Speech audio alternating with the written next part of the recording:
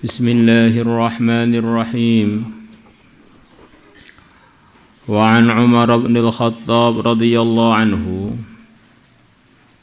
dan diriwayatkan dari Sayyidina Umar bin Al-Khattab radhiyallahu anhu, la a'lamuhu, aku tidak mengetahui hadis yang diriwayatkan oleh Sayyidina Umar, illa rafa'ahu, kecuali Sayyidina Umar telah menyandarkan hadis tersebut kepada Rasulullah. Jadi maksudnya rawiyah mengatakan, saya meriwayatkan dari Sayyidina Umar, sepengetahuan saya ini hadis ini adalah dari sabda Nabi. Sayyidina Umar bukan dari diri beliau, tapi dari Rasulullah SAW. Qal, Nabi bersabda, yaqulu, telah berfirman Allah tabaraka wa ta'ala, man tawadha'a, barang siapa merendahkan diri li, karena aku, hakadha, begini, wa ja'ala, dan jadilah Nabi, yuridu, beliau memaksudkan, batina kaffaihi, arah dalamnya telapak tangan beliau, ilal ardi, ke arah bumi, atau ja'ala yuridu maksudnya menggerakkan, ilal ardi, ke arah bumi, wa adnaha, dan beliau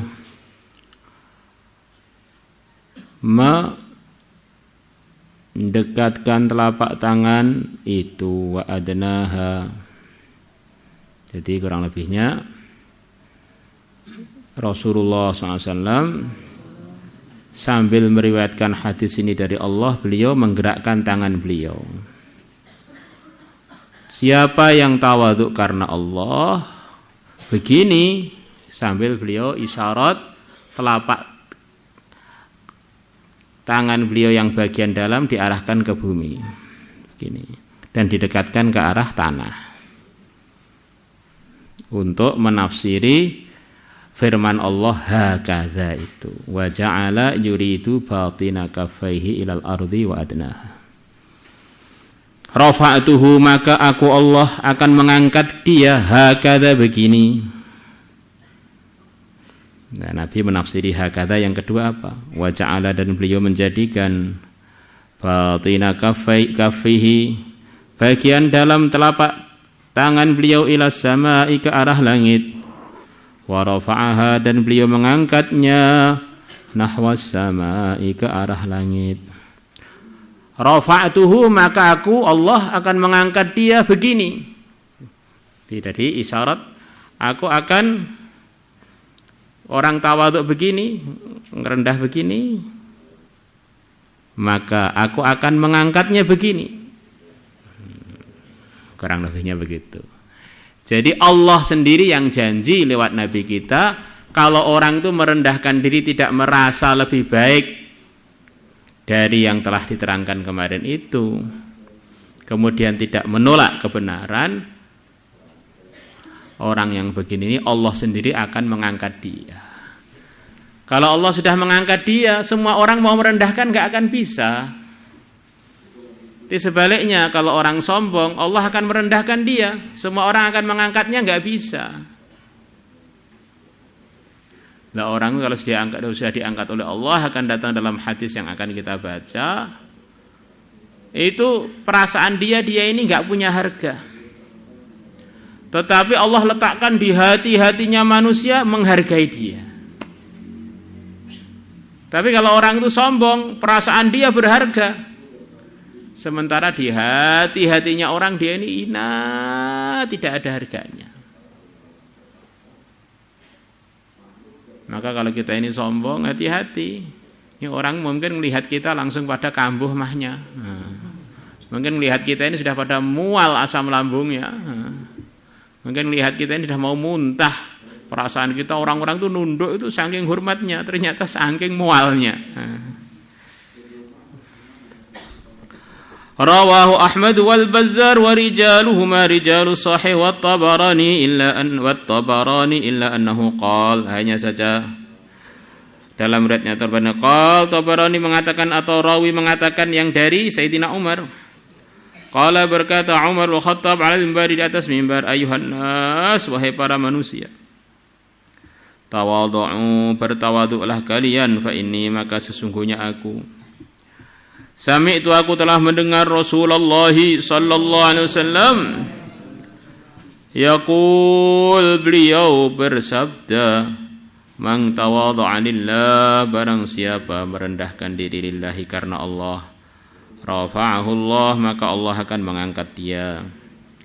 Wa qala, dan Allah berfirman, ing ta'ish, tegakkanlah kepala kamu, na'asyakallah, Allah akan mengangkat kamu. Itu kalau qala dikembalikan kepada Allah, atau qala dikembalikan kepada Nabi juga enggak salah. Wa qala, Nabi bersabda, ing ta'is, angkatlah kepala kamu untuk orang yang tawadhu, na'asyakallah, maka Allah akan mengangkat kamu. Jadi ringkasnya, ing ta'is itu kembali kepada Allah juga munasib, kembali kepada Nabi juga munasib saja.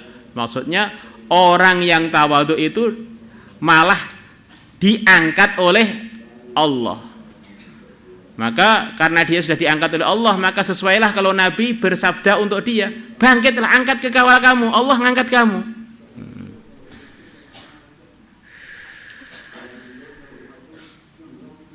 Fahuwa, maka orang yang tawadhu tadi, yang sudah Allah bilang pada dia atau Nabi sabda pada dia, ing ta'is na'asyakallah, fi a'yunin nas, di pandangannya para manusia, azimun, adalah orang yang agung, orang yang mulia. Wa fi nafsihi, sedangkan di dalam hati dia, saghirun, dalam pandangan hati dia, saghirun adalah orang yang kecil, tapi orang-orang anggap ini orang besar. Maka kalau kita ini dalam hati kita ini, saya ini besar, nanti di mata-mata orang lalat nih. Wa man takabbara, dan barang siapa sombong, qasamahullah, maka Allah akan menghancurkan dia. Qasama itu menghancurkan, mematahkan, memecah dia. Wa kam qasamna min qaryatin ahlaknaha. Wa kam qasamna min qaryah, berapa banyak kampung yang telah aku hancurkan. Wa qala, dan Allah berfirman, ikhsa, minggatlah kamu. Masya Allah, ikhsa itu satu kata-kata yang begitu menghinakan untuk orang yang sombong. Biasanya kata-kata ikhsa itu adalah pengusiran untuk hewan. Jadi Allah enggak suka pada dia, atau yang bersabdain Rasulullah, Allah benar-benar enggak suka pada dia diusir sebagaimana terusirnya anjing. Ikhsa biasanya untuk mengusir anjing. Ikhsa. Maka Allah berfirman kepada ahli-ahli neraka, ikhsa'u fiha wa la tukallimun. Minggatlah kalian ke dalam neraka, enggak usah ngomong-ngomong lagi dengan saya. Jadi orang yang sombong itu malah hina di sisi Allah. Fahuwa, maka orang yang sombong tadi, fi a'yunin nas, di pandangan manusia, saghirun, adalah orang yang kecil. Wa fi nafsi, sedangkan dalam diri dia, kabirun, orang yang gede. Digedekne dhewe, ternyata di pandangan orang dia ini orang yang rendahan. Wallahu a'lam. Ya, hadis terakhir. Wa an-nasi al-ansi an Araq bin al-Misri qala Rasulullah sallallahu alaihi wasallam, tuba, keberuntungan. Bisa juga tuba itu adalah nama satu pohon di surga sana. Ada pohon yang khusus untuk orang beriman yang isinya adalah sumbernya macam-macam kenikmatan. Tuba, pohon tuba. Liman, bagi orang tawadhu'a, yang dia merendahkan diri, min fi ghairi manqasatin, di dalam selain kekurangan. Di antara maksudnya, dia ini enggak merasa baik dengan siapapun yang memang dia enggak boleh menyombongi dia. Maksud ya orang-orang Muslim, sama-sama Muslimnya. Dia ini merendahkan diri tadi bukan karena dia ini punya kekurangan, memang dia ini akidahnya benar, hatinya benar, akhirnya dia tawadhu. Maka di dunia ini setawadhu-tawadhunya orang justru para anbiya. Orang yang paling sempurna tanpa ada kekurangan tapi dia ini tawadhu. Kalau ada orang tawadhu karena dia ini pendosa, kalau dia ini memang banyak kelemahan, ya itu cocok lah. Memang seharusnya begitu itu. Sudah nakal sombong lagi, yo sempurna iki koncone iblis. Nah. Ini yang istimewa ini loh. Tawadhu'a fi ghairi mangqasah. Dia ini merendahkan diri padahal dia ini enggak punya kekurangan. Ini orang luar biasa. Wa dhalla, dan dia rendah fi nafsihi, dalam hati dia, min ghairi mas'alatin, tanpa ada kekurangan. Masalah di sini juga kurang lebihnya artinya juga mangkosoh. Dia ini dalam hatinya ini perasaan tidak merasa lebih tinggi dari siapapun, merendah dalam hatinya. Ini bukan karena dia punya kekurangan, memang keistimewaan dia ya tawadhu itu. Wa anfaqa malan jama'ahu fi ghairi maksiyah, dan dia menginfakkan harta yang telah dia kumpulkan fi ghairi maksiatin, di selain kemaksiatan. Dia infakkan harta dari yang halal, harta yang dia kumpulkan dari yang halal. Wa rahima ahlal dzulli wal maskanah, kurang lebihnya mirip. Dan dia menyayangi ahlal dzulli wal maskanati, orang-orang lemah, wal maskanati, dan juga orang-orang lemah. Wa khalata, dan dia selalu, kalau khalata ini bukan sekali, khalata, dan dia selalu bercampur, selalu berteman, ahlal fikhi, dengan orang ahli pemahaman agama, orang-orang ahli fikih, orang-orang yang ahli agama. Wal hikmati, dan ahli hikmah, orang yang sikapnya, omongannya itu memang sesuai dengan yang diridhai Allah.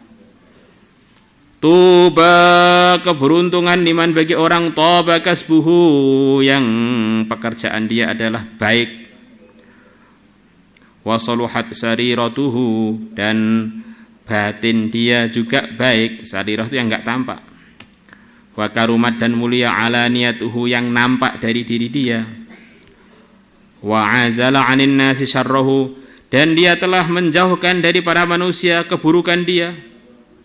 Tuba, keberuntungan liman, bagi orang, amila bi ilmihi, bagi orang yang dia telah mengamalkan ilmunya.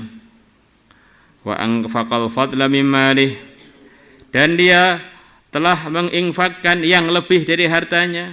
Selain untuk kewajiban-kewajiban, dia infakkan. Selepas nafkahi anak, istri, wanya, apa yang perlu diinfakkan, kemudian yang lebih-lebih diinfakkan lagi. Wa amsakal fadla min qaulih, dan dia menahan kelebihan dari perkataannya, perkataan-perkataan yang lebih, omong yang enggak berpahala, al-fadl kurang lebih. Itu tidak dia lontarkan dari mulutnya, omongnya semuanya yang tidak lebih, omongannya manfaat semua, berpahala semua. Orang begini adalah orang yang beruntung. Ada orang itu ngomongnya banyak sampai orang yang dengar itu belenger. Ini kelebihan ngomong. Di omongnya ini memang pas, enggak ada lebihnya dari yang seharusnya. Lah ukurannya bagaimana atau omongan biar enggak lebih itu ya, selama omongan itu masih kamu anggap berpahala dengan itu, maka kamu boleh ngomong yang masih tetap berpahala walaupun itu banyak.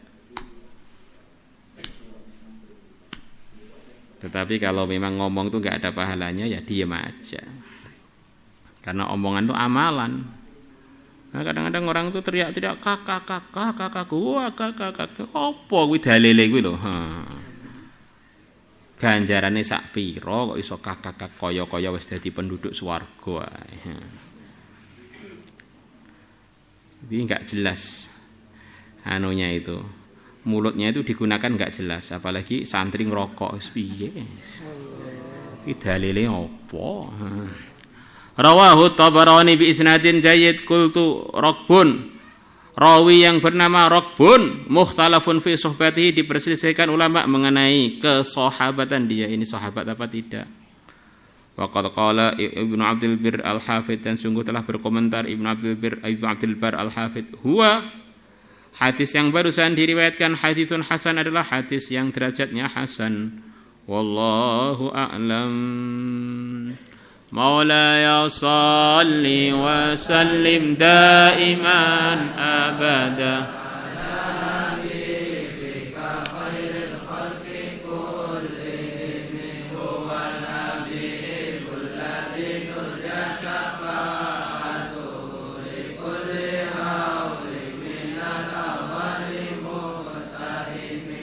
Rabbi bil Mustafa